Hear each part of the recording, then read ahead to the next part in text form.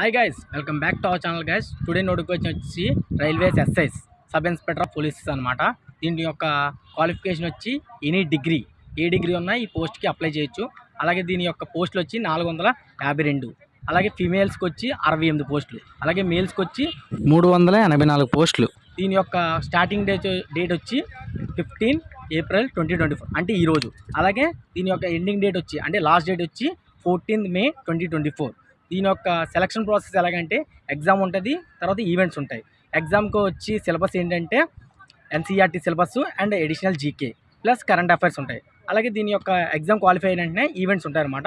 Anyway అందరూ apply చేయండి. All the best guys.